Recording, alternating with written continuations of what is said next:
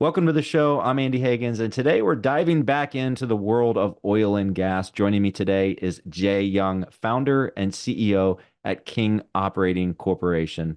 Jay, welcome to the show. Hey, thank you very much for having me on, Andy. I look forward to it. And I know we have a ton to talk about, so I'm just going to dive right in. Reading your bio, the dust cover on your book jacket. Um, One of the interesting things about you, you have that lifelong passion for oil and gas. It even goes back 4 generations in your family. So how did you get your start? How did your family get their start in oil and gas? I don't know. I mean, I don't know exactly how my great grandfather got in the business. I mean, I know that he was a lifer, in the business, and so was my grandfather. But I mean, they didn't care what happened. I mean, they always, were in the business. And my dad, took some of the cycles and got out. But my grandfather, my great grandfather, I met him a couple of times.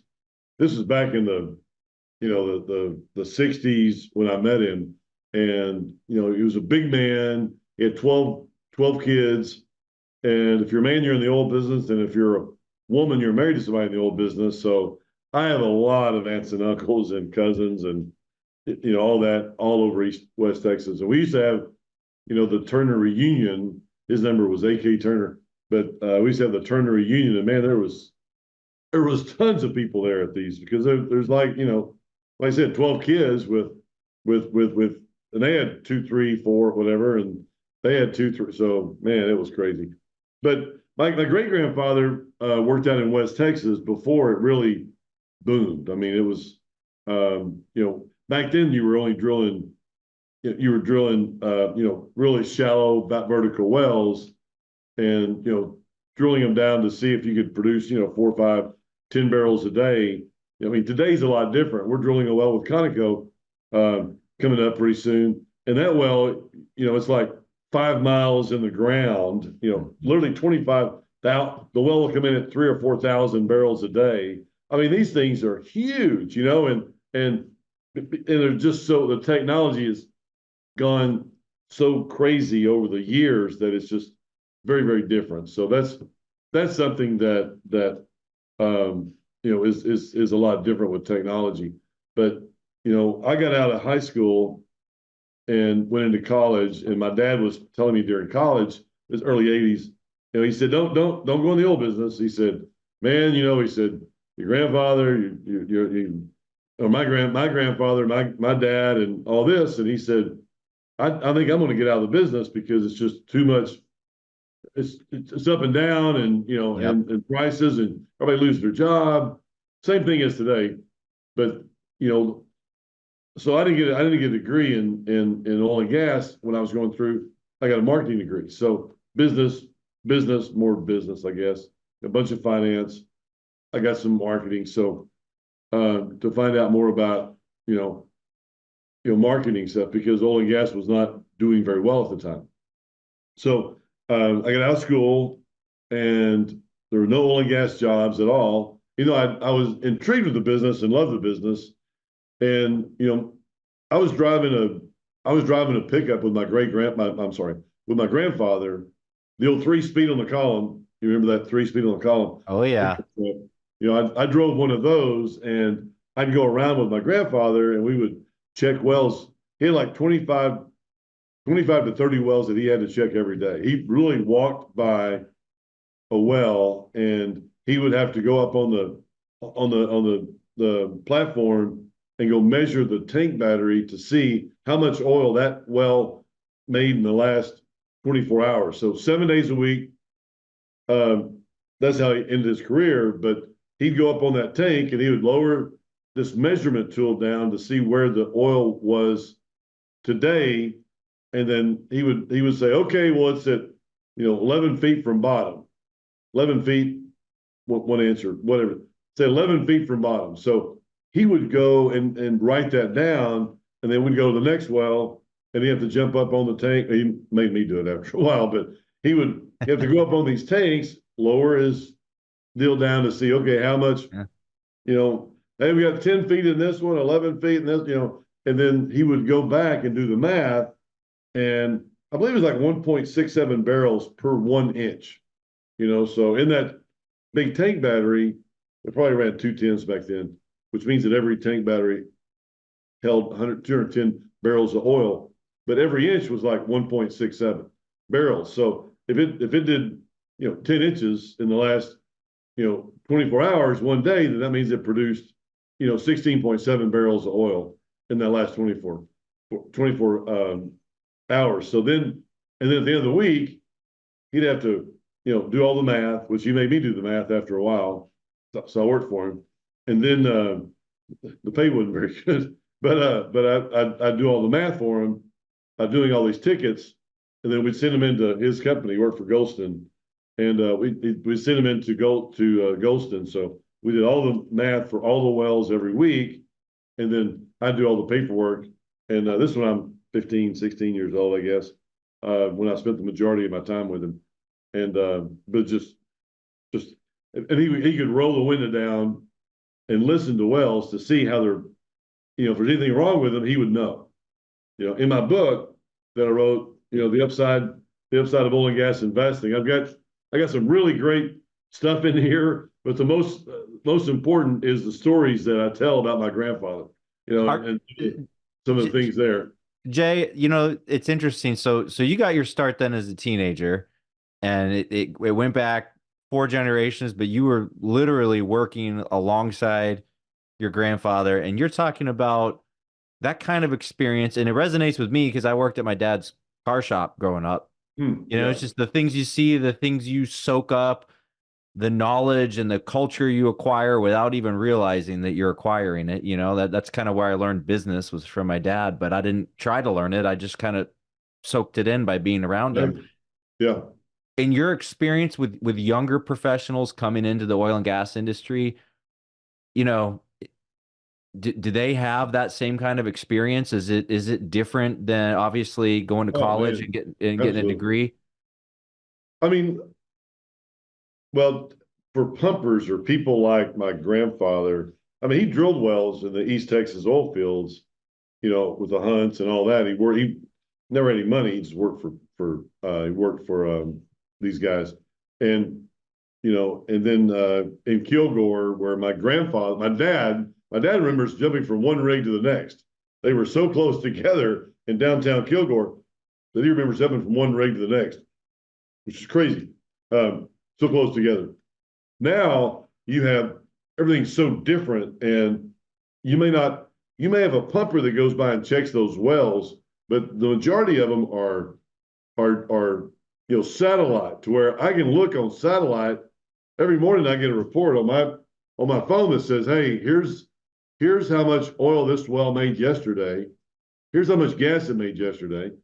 And if there's any big discrepancies, it'll send me an alarm to say, "Oh yeah, hey, by the way, well number 34 in Martin County is down because of, or it's just down." Oh, Yeah. okay. Well, then I'll look at this and go, "Oh, hey, man, it's down." So I call the right person in the company.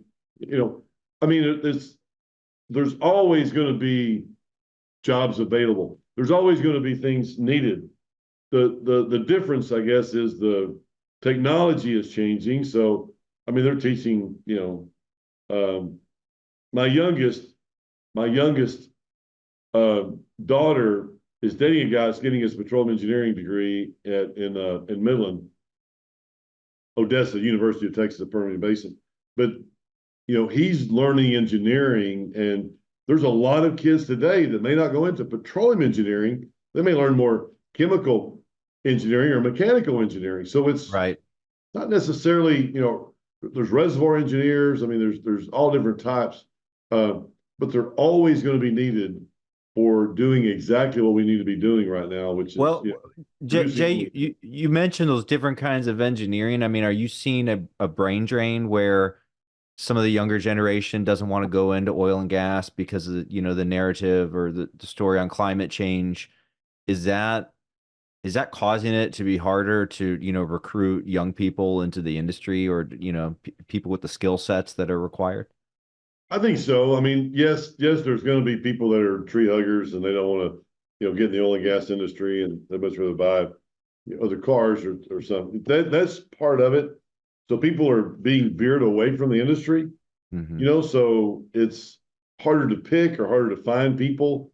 We're in Dallas, so it's kind of harder to find people here than if I lived in Midland. I mean, you can go to lunch and hit, you know, 20 landmen or geologists or whatever. Right. In Dallas, it's just a lot different. We have to find them and recruit them, and so that's one reason why I've always wanted to move back to Midland or move to Midland. I went to school in West Texas, but it's just harder to find talent here than it is up there. But in the meantime, man, there is a huge need for people to get in the industry and learn, because there's always going to be need for geologists to generate prospects, which is what you do in the first step of an oil and gas prospect is generating a prospect and finding out if there's oil there, and if there is, where, when, how do we do this? We're going through prospects right now that we are working on. Number one. Number two is engineering, and there's all different types of engineers, but there's going to be engineers that need to know what reservoirs do, what they don't do, how thick is it, what's the production offsetting it. There's production engineers, reservoir engineers, a lot of kids there getting degrees in chemical, mechanical, engineering. Um, it's really mechanical engineering, petroleum engineering. So it's a lot of there's a lot of brains there, but you don't have to specialize in today's world. One of my friends in Midland has a young guy who works for him, and he got his mechanical engineering degree. He went back, got his MBA during COVID, but he said, "Man, I know that mechanical engineering just had so much, diversity, and it's not like I'm stuck in the oil and gas industry forever. But while the getting is good, like right now, Yeah. man, it is really, really great. And that's why I love the oil and gas industry. And it is. So I mean, if you do have a spot like right now for the next, 3 to 5 years, I feel like it'll be really great in the industry.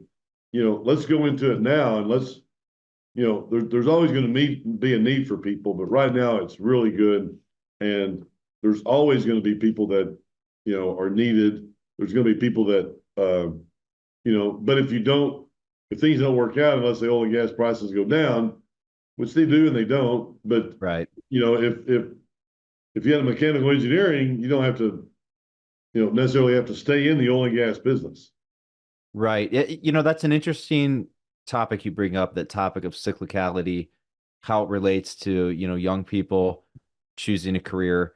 This show, Energy Investor, it's an offshoot of my other podcast, the longer running alternative investment podcast. We have almost 200 episodes now, and a big part of what we cover, private investments, a little bit of oil and gas stuff, but a lot of private real estate. And real estate's another industry where you have these boom and bust cycles, right? And anytime there's a bust cycle, that on the way up, when prices are rising, everybody and their cousin is becoming a real estate agent or putting together syndication for multifamily assets or whatever. Um, and it seems like there's a little bit of that, not a little bit, there's a lot of that same cyclicality in oil Mm-hmm. and gas, but of course there's a higher threshold of technical knowledge obviously needed in oil and gas to manage the assets. But as an entrepreneur, as an investor, companies come and go, right? Like in real estate, you see companies that go under in that bust cycle. And I Mm-hmm. know King Operating Corporation, I know you've been around quite a while. You're not a newcomer to the industry, so I'm sure you've seen other companies come and go during the down cycles. What's the key to longevity to know, both at the career level as an individual, but also Yeah. at the corporate level as a company? How do you ride that boom cycle up and maximize profits on the way up while also just surviving those tough cycles? Yeah, that's a great question, and to tell you the truth, yeah, I don't. Maybe it's just mine. I don't have as much intelligence as a lot of other people. No, just I love the business, and I will do whatever it takes. I don't quit. My dad, told me, when I started scouting, back in the day, he said, "Get your Eagle Scout." Yes, sir. I mean, there wouldn't have It wasn't like, okay, well, you can get your star life or whatever, and if you want to Yeah. quit, you need to quit, or whatever. I mean, it wasn't a question. And then, college education was the same way. It's like, okay, you're going to start college, you're going to finish. Yes, sir. I mean, it's like, I didn't have any choice, and I feel like it's the same thing with oil and gas. And I know that a lot of my friends, you or a lot of my friends, but a lot of people may get in the business and find it's hard, to raise money for an oil and gas project or find a good oil and gas project. And yeah, it is hard. I mean, but you know, I'm looking for the two things that are the most important thing in regards to an oil and gas prospect. I'm looking for, what's the best thing for our investors, and also putting the project together for the investor. Mm. Where I can make some money, but they can make some money. So it's not like, you know, some people say, institution or I got a friend of mine that runs a $1 billion office, family office, and the guy's worth tons of money, obviously a billion. And he said, "Hey, well, look at one of your oil and gas deals." And I said, "Okay, yeah, sure." And someone showed it to him, and he goes, "All right, I'll tell you what." He said, "You don't make any money for the first 3 years, and then we make all the income until we get two times." I said, "Okay, just forget it. That's done. We're out." I mean, and he goes, "I know, man. I got $1 billion." I said, "Dude, I don't care. I don't. I mean, I don't want to be your man. I don't want to be your dude. I got to make a living. I got a family. I got employees. I mean, we got 30, 40, or 65 people at our Christmas party. They can't do it. I know what he's doing. He's trying to do it the best way for him, because if it does work that way, it's great for him, but it's got to be good for everybody. So, there's a lot of Or people. it's not sustainable, right? And Yeah, it's the same with investors, from the other side. If a GP or sponsor or an operator puts together a deal that generates a lot of, fee revenue for them or asset management revenue for them, but then the LPs don't get their money back, well, guess what? You got their money once, but they're not going to they're not coming back. To be right, honest with you, a lot of them may never invest in oil and gas, period, regardless of the operator after that. So, I right. mean, I agree with you. It needs to be sustainable for everyone involved, or definitionally, it's not going to continue. But you mentioned you wrote a book, and I know in your book you talk about your strategy. So everybody's a little bit different, right? Not every oil and gas company is not the same, obviously. What makes your strategy different, or what are the key elements of how you do business? Obviously, one you mentioned being fair to investors as well as to you and your employees. What else is in your strategy? Yeah. Well, I mean, we're not doing a one well deal, where you know we go out and find a well that's totally exploratory somewhere. Let's say down South Texas, there's a big prospect down there. If it works, you can make 25 times your money. The chances are 1 out of 10 you're going to hit. But if you do hit, there's you can make a lot of money. And that's that'd be great, if there was any possibility that would happen, but the chances are really good it's not going to happen. You know, so what some companies would do, back in the day, and probably still to this day, is they'd bring you out. So I'd have you as one of my people on my list, and I would call you and say, "Hey, I got a deal, Andy. It's down here in Brazos County. It's got, we've got 3D seismic. Man, there's a chance we can hit." And you oversell, and you keep bugging the investor to come back and buy. And even though there's a lot of risk, you put 100, 200,000 in because of tax write-offs. So you're like, all right, well, I'll save some money from taxes. The government will pay for 30, 40% of my investment, so I'll go ahead and take a chance. Right. Well, and 80, 90% of those deals, you won't get your money back. So you could do a ton of those things, and you won't get your money back because you invested in a one well deal that not only has to hit, but they've got to put something on it. They got to put commissions on it.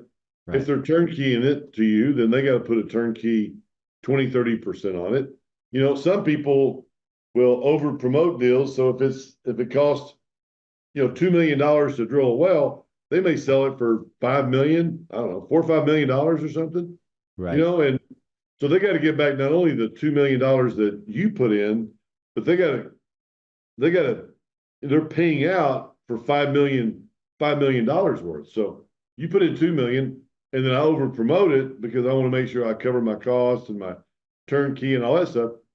I I, I charge the investors 5 million, so then $3 million is in the bank. When I finish, Right. funding the deal. So uh, that's the big way that clients do over promote deals. But I really do feel like it's like the last deal that we did, raising $200 million, and I've got projects in there and it's in raising $200 million into one fund, and I've got a deal in Borden County that we'll put 30-40 million dollars in. We can sell it for $300 to $400 million in the future. I got a deal, and obviously it could be zero or something, but chances are really good that we're gonna make some money out of it and sell it for something in the future. And the same thing in Colorado. I've got a project up there. We put in 5 million, but it's like the value add. It's like the value add part where, you know, like I've got we just finished up. I'm in a partnership on a house. We put $4.5 million. We bought the house for 4.5 million, and then we put $3 million into it, changed it up, added the bedroom, new roof, siding, whatever, and Yep. put 3 million into it. Had $7.5 million into it, sold it for 11.5 million. Well, that's kind of what we're doing in the oil and gas industry. We've got like eight projects in our $200 million fund, and out of all those are all pretty much a value add where people come in. Well, I don't say all of them because some of them are just pretty much slower cash flow type deals where we drill wells in it to achieve monthly income.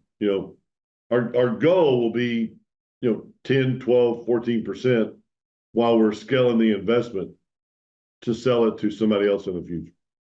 So it sounds like then, number one, you're talking about diversification, right? So with a big fund with six, seven, eight or more projects in it, you're getting diversification as an investor. So you're greatly mitigating against the possibility, if I'm investing in one well, it's a big chance that that comes back as zero, right? So the diversification, and then you're also looking to achieve cash flow along the way, right? So Right. you're not just looking at the big capital gain 5 years down the road or whatever when you flip the asset, but you're looking for cash flow along the way. I mean, how do you weight those? Is it primarily an income investment that might have a gain at the end, or am I looking more for that capital gain, but I'm enjoying income along the way? Yeah, mostly, in choosing prospects, like the Conoco deal that we're doing. We've got investment with them on their wells, so they're not interested in. Chances are, they're not interested in listening to us and go, "Hey, yeah, well, do you guys want to let's put this 3 well package together and sell it?" I mean, they're not interested. But I do those because number one, I love investing with them and making relationships in the oil and gas industry in the future, and those wells hit and they hit big, so it's really good to get involved in that, number one. But number two is there's like 4 projects that are the scalability type projects that I can build on and build on and build on, and over time sell it off. Is So that is that like infield drilling, or what do you mean that they're infield scalable? drilling, there's in East Texas, we just finished up some Cotton Valley wells. They're doing about 500,000 cubic feet of gas a day after a week. They're Hmm. continuing to move up. Borden County is a place where we have probably 45,000 acres there that we can continue to, we're trying a couple of different things to get the Wolfcamp productive, and so we're working on it. And those are scalable type investments that we can, put that together to sell in the future to give clients a good multiple. But in the meantime, they get 100% write off, probably 85% the first year. And, they get that write off and they also get that monthly revenue stream. So that's exciting for us, that we can, and we're also big investors. I mean, I put $2.5 million in our first fund, and I continue to invest in funds. But I want to make sure that it's right for. If it's not right for me, I wouldn't be selling it Um, but we put our own money in it. And majority of the profits that I have in the company, I put back, I do the Cargill 80-20 rule where I reinvest 80% of the money that I make and Hmm. I keep 20% for me to live on. So that's kind of how we that's kind of how we do our business model because I want to make sure that I want to build these things up too. I'm excited about the funds. I never thought about doing a fund, but I always thought the only way to make clients money in this business is not to do the one well, two well deal or three well Right. deal or I did those things for years where you had projects that it's like it's a one well deal and you know you invest in it and it didn't do as good as the last one or it's like I hated those and during COVID I mean man it's like it was hard to fund deals but I was like nope I'm staying true to my word and true to my what I believe in, and that belief is putting these funds together to where there's multiple activities going inside the fund, Hmm. and I can have a liquidity event inside the fund and give clients their money back, and continue drilling inside the fund and giving clients a good revenue stream. Understood. Yes. And again, that's the value of diversification, right? Is multiple projects inside one fund that gives you flexibility. Obviously, the COVID time period was crazy in many respects, wild period for oil and gas. What I would presume that you're bullish on the price of oil, but I always wanted to dig into that a little bit. I mean, do you think that we will see a lot of cyclicality in the next 10, 15 years? Or do you think that because of some of the underinvestment in oil production, that it could be a little bit more of a sustained boom in the next decade or two? Yeah, it's a good question, and I mean I am bullish on oil prices because um, I don't feel like that we have enough oil in the United States to meet our demand. Well, I know we don't. I mean, number one. And number two, we have to get half of it from foreign countries. So it's kind of hard to think that we're going to have good relationships with foreign countries, for a long period of time through different, because obviously Joe Biden thinks differently than Donald Trump did. So Donald Trump's kind of like he's got something on everybody, and he negotiates with strength, and Joe Biden is like, yeah, well, don't come get us or leave us alone or something. It's totally different. So, but I do feel like but that's the supply side, and oil and gas prices do go up and down, and it's all about supply and demand. If Right. we have more oil in the United States than we do demand, then the price is going to go down. Like during the COVID, I mean, so the supply was staying the same, but COVID, knocked out our demand. So man, we Right. didn't. Nobody was driving or going on jet airplanes, and nobody was buying anything. Everybody's scared to death at home. So But if you look at the demand curve, I mean, demand is going to rise year after year for really the foreseeable future globally, yeah, right? So yeah, then it's really absolutely, just the question is the supply uh is it increasing commensurately with that demand? I mean, I think that's the big question. yeah, And obviously some institutions have gotten away from investing in oil and gas or any kind of hydrocarbon energy because they're all about renewables. They right, may have investment mandates that relate to ESG or climate change and so on and so forth. So for me, um, at least that's my personal thesis is that there's underinvestment, right? Like, because the demand is really pretty predictable, aside from COVID, or if that repeats, that was unpredictable. But yeah, generally, that long-term demand curve, that's right, pretty predictable, right? So then the question is, what happens to the supply? Are we investing enough globally or in the United States?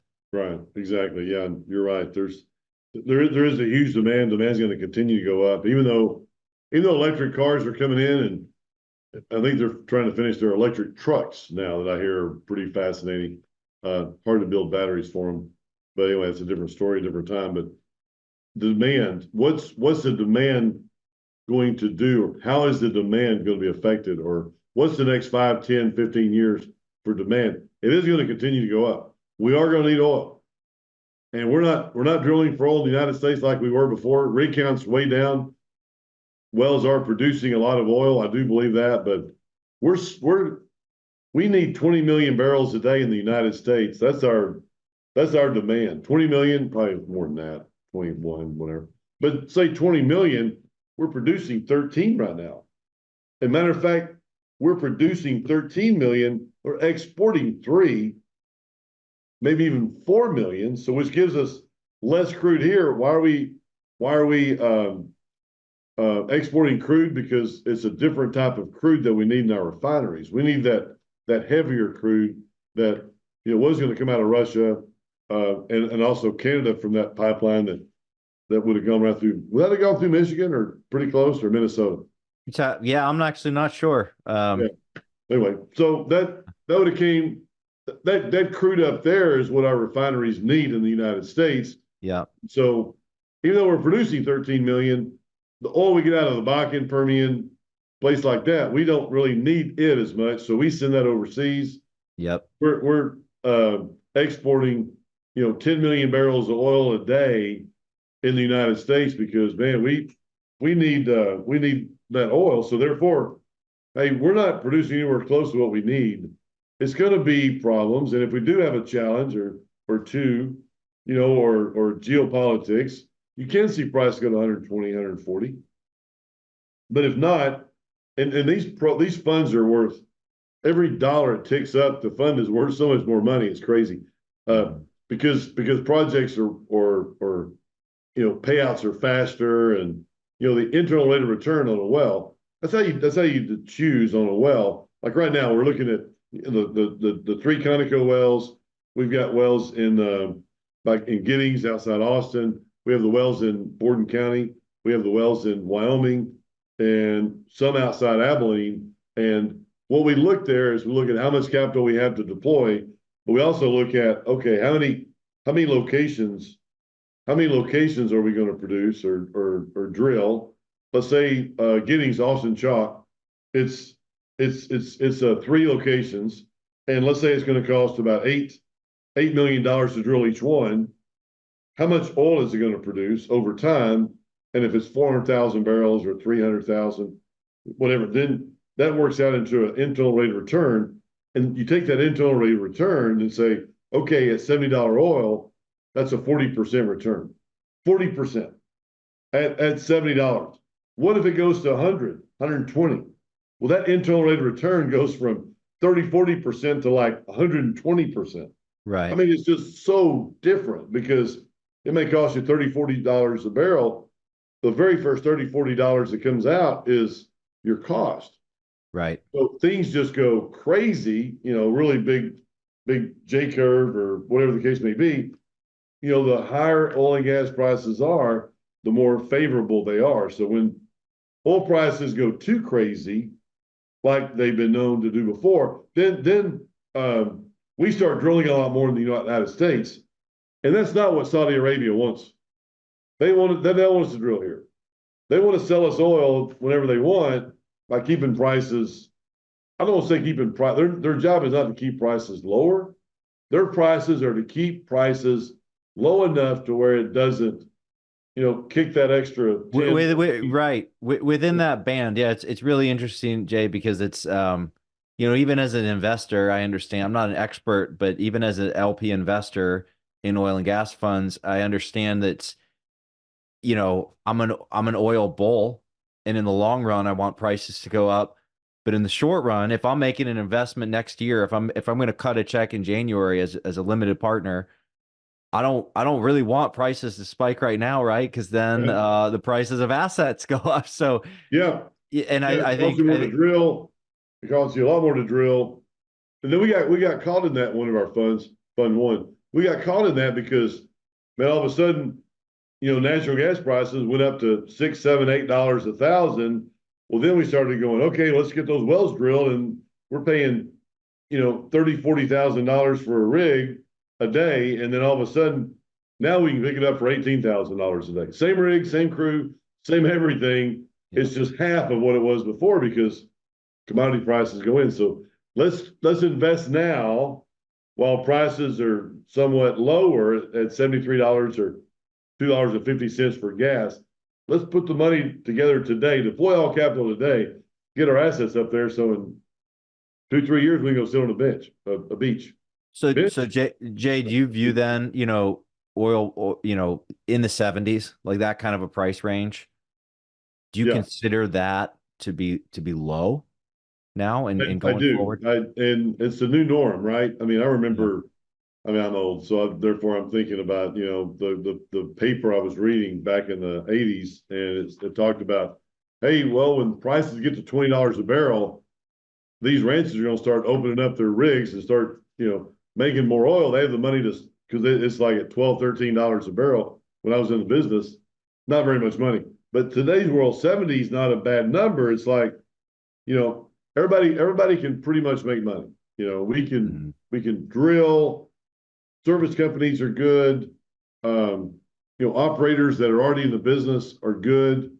Because like when it goes to 100 or 120, I mean, I was sitting next to this guy that I know his brother. His brother used to work for me, um, but I was sitting there next to him, and he was a punter for the Bears or something back in the day. But I said, "What are you doing?" And he goes, "Oh, I'm working for an oil and gas company." I go, "You're doing what?" And he goes, "Yeah, I'm working for an oil and gas company. I'm going down here to the Midland to pick up down yet." I'm like, "Oh my gosh, man, that's hard to believe." Because I mean, I'm like, I don't think about anybody else except who hadn't been in it for 100% of their life, like me, is Right. somebody that you want to hang around, or they're in the oil business. But it's kind of like it's just kind of weird when you hear people that are not in the oil business that are now in the old business because they took a job doing, whatever. It just because oil prices go up. Because man, when oil And, prices go up, everybody wants to drill more. yeah, Jay, I would typically view that as a warning sign, right? Like, I mentioned being around real estate and real estate investing. Once you hear that, so and so is a real estate agent, and she's switching careers and getting into real estate, and he's switching careers and getting into real estate. That's usually about the time you want to be selling, exiting Yeah, the yeah, assets that you own and waiting it out. But it's interesting, with oil, the prices in the 70s. There's so much underwriting, I think, that's happening at what, $60 a barrel or right around there. So yeah, there's enough margin that you're right. Pretty much everybody's making, like, unless you made a serious error in your underwriting, I sure hope you can make a profit, at right, $70 a barrel. But it's not so attractive. It's not so juicy that everybody and their brother is rushing in and thinking there's a quick buck and kind of causing it. That's what causes that sort of self-regulation or that self-correction is too many people jump in. So it sort of feels to me like we're in a little bit of a quiet period where everything is fine. Deals are happening. It's probably, like, I feel like it's a decent time to invest. I mean, who knows in yeah, hindsight, but it feels to me like that.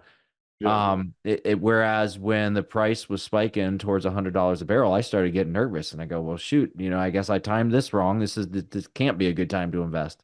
right. Exactly. I feel the same way. I mean, we look at it for two reasons. I mean, we look at it for we need the write off and we want the write off for the company. And so we'll write the check by end of the year, which is December 31st, and put it in the bank just so it's good and we buy units in our programs. Number one. So I'm not getting a special deal just because I'm whoever, whatever. I'm doing this for everybody. So I'd write that check, number one. But number two, I do feel like with what you said, Andy, is that, yeah, hey, you know what? Timing wise, I think it's a very, very good time to invest in the oil and gas business. In an alternative investment like this, not only because of the prices, but also, if you don't find us, I mean, I say in my book, the upside of oil and gas investing, I say in there, hey, go buy a stock or just don't invest with these guys that call you on the phone and call you 400 times a month, and look at it and go, all right, I'll do it, and you're not going to make your money back, so do it with smart people that know what they're doing, have some experience, maybe a couple of gray hairs, whatever, and just do it with somebody that's giving you a shot. That's why I wrote the book, is because I've been in this business for a long time. I see a lot of money. I've seen a lot of money go out, or I know of companies that every dollar they get, man, their investors are, just not they're taking advantage of, Hmm. because they don't have the, the operator. They may not even know it. They may not even know it. I did it this way for a while, and I changed because, man, I wanted to do the best thing for the investor. I wanted to drill a well and I wanted to hit it, and the projections were there. The odds are very good that if you're not getting those projections, you won't hit them. But you got a good heart, and people do, and that's what they're saying is, hey, but in actuality, those projects don't have, you know, because of X, Y, and I don't know what kind of deal you did, Amy. I'm not trying to get you to feel bad about your deal. I don't know what I'm sorry. I'm not trying to offend. I'm not trying to offend anybody. You're not offended. No, I want you to be as frank as you're willing to be. So, but Yeah, yeah, by all yeah. means. Okay, but just there's a lot of deals out there that it doesn't matter. They can hit a well, like in the movie Giant with James Dean or Jed Clampett, or J.R. Ewing and some of those. And you're not going to you may make your money back or something, but you're not going to get rich. And it's all because of the way they structure the deals, Yep. and they just taught them or taught whatever. And that's why I changed it up. In 2015, I changed it up after I talked to, the apartment guy the apartment guy was David Moore. He's on the back of my book here. Hmm. He's my friend, but he's in the apartment business. He's got like 30,000 doors right now. I mean, he's super successful, totally 100% jealous of him. He's like 40 years old or something, but kicked it out of the park, long, long time ago, because he figured out that value add side. And, hey, we'll dress it up. And if it sells good, if not, we'll refinance it. I'm doing the same thing in the oil and gas business, and that's why I like our funds and I like where we're going with them. And I'm just really excited for that with us. So I very much appreciate that. And Jay, we're almost out of time, but I just wanted to note, what you were talking about and the fact that private investors, individual investors need to be aware that a lot of private deals are not in their best interest. Even if the deal kind of works out technically works out because of the fee structure or incentives or whatever, it's not going to work out very well for them as an investor. I think that's a message that a lot of individual investors need to hear. That's one of the reasons that I launched this podcast and this program. So that's actually the exact thing that I want to talk about that's and just, awesome. yeah, bringing guests like yourself on to talk about some of the pitfalls, how to avoid them, what to look for, as well as just your energy, your passion for oil and gas. To me, passion is infectious, and so I really Yeah. appreciate it. Well, I really appreciate that. And I'll tell you, it's I don't know. I've seen a lot of real estate deals, and I've talked to a lot of guys like David about real estate deals, and the majority of them are pretty much set aside the same way. I mean, they'll Yeah. charge, I don't know, 7% up front, maybe 2% and 5% for construction. I don't know. That No, you're right. It's very standard, yeah, 7% pref and yeah, 2% fee up front. Yes, absolutely. It's quite pretty standardized. standard. Yes. Oil and gas is all over the place, and Yeah. the majority of the people, they may come to an operator like me. As a matter of fact, I had a guy come to me one time, and I was talking to him about the project, and I said, "Yeah, you know what?" I said, "I have this project right now," and he says, "Hey, I've got some clients that need a project," and I said, "Okay." I said, "What kind of project are you looking for?" And he goes, "Well, one that has some good income, that has yada yada." And I said, "Okay, give me some time." So I went to my geologist and I said, "Hey, I got a guy that wants, some income with some I'll say drilling risk, but we were going to recomplete these wells. We were going to spend about $700,000." So I went back to this guy and I said, "Hey, man, I got something for you." I said, "We got something that is it may be about 650,000 to $700,000." I said, "It's a really good project for your clients. I think they'll get their money back in 3 years." And, just kind of carried on and on and on. And I said, and you could charge $1 million for this thing and pretty much turnkey it, because I feel good about that. And that's still a pretty good margin, you would think, 30% margin up front. So he's Yeah. going to raise $1 million from investors, keep something for himself, and then also and I'm like, that's still a lot of money, but, hey, if we have money left, maybe we can go back and do this and spend 800,000, so. And I'll never forget it. And he goes, "Man," he goes, "I bet we could charge the investors like $4 or $5 million." And I said, I'm sorry. And he goes, I mean, sometimes I'm just like, I don't know, my own ignorance or ignorance of people or being around. Anyway, he goes, yeah. He said, I bet we could charge. My boss will love this. We could charge $4 to $5 million. I said, no, wait a minute, wait. You tell me you're gonna buy my deal. I'm gonna work my tail off. I've got all the engineers, geologists. I got it's gonna. I'm gonna make probably zero on this thing, but I'll be willing to sell it to you for 700,000 or whatever. And I said, and then I said, you're gonna turn around and you're gonna have your clients invest $4 to $5 million. Want to make sure I understood him right. And he goes, oh yeah. He said, man, wouldn't that be a good deal? And I said, man, for you, dude, you're making all the money. You're gonna raise $5 million, Right. and your cost of goods sold is 700 grand. You just made four. I said, dude, I'm out. I'm not gonna do it. And the guy went bankrupt right after that. Which I'm really glad that he didn't sell these guys $5 million worth, and then made me send out revenue checks to them because they would have been griping every day or every month they got a check because it's like, hey, we put in $5 million as a group and we're getting back, $10,000 a month or whatever it was. And Yeah. I'm like, well, yeah, I mean, there's just so many deals. The oil and gas business is so different because it is the J.R. Ewings or whatever, and it's oil coming out of the ground. And hey, you can make it 30%, 30 to 1 return and all this, where real estate's, in storage and a lot of investment like that. There is no, I mean, there is no big, huge, you know, No.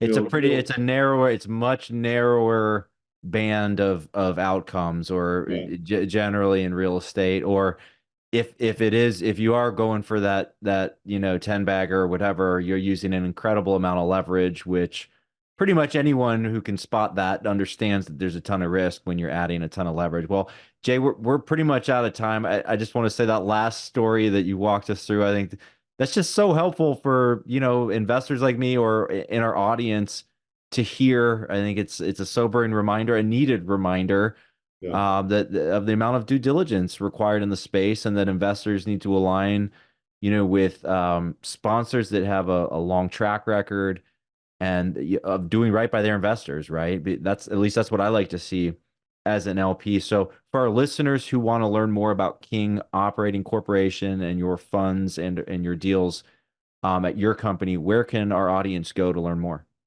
Well, we get the Jay Young show on the back, and that's kind of been up there for a long time. But the name of our company is King Operating Corporation. King Operating, KING Operating. We've been around since the mid '90s, 1996. I went in business for myself in '95, and then started the King Operating Company in '96. So you can go to kingoperating.com. Sign up for the newsletter. I got a newsletter that comes out on I believe on weekends. I let it out just about oil and gas, about what's going on, and we've got plenty of people here. You can sign up for the newsletter, or you can get a call with one of our SVPs. Tell them when you're going to be here, so I can be sure to say hello on a webinar or a phone call with a Zoom or something. But always available for people. Love it, and I just want the clients out there.